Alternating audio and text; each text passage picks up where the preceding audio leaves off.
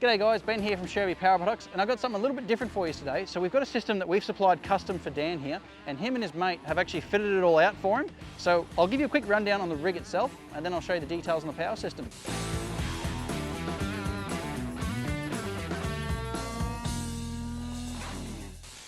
We've got the Isuzu NPS truck here, and then he's got these 370 watt solar panels. He's got 3 on the roof of the truck, 1 on the rear under the chimney, so when the chimney comes off, it starts charging as well.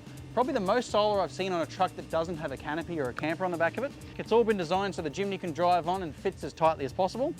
They actually tow this big caravan as well, so pretty much the ultimate in flexibility and luxury right here. I'm sure it makes for a heck of an impressive rig to drive past this on the highway.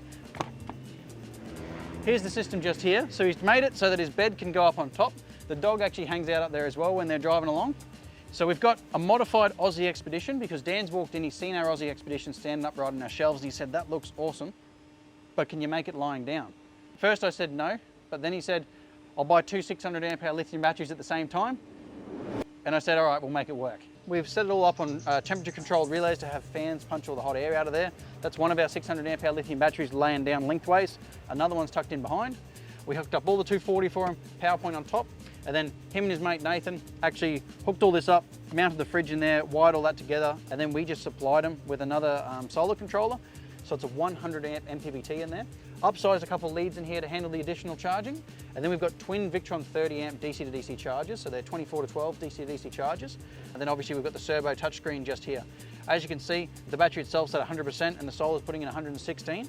But if I actually jump into the history, we can see here the P max for today was 1,136 watts. So that's what it was putting in at once. Now that would actually probably be higher if the chimney wasn't on the back. So just to clarify, that's with just those 370s on the roof.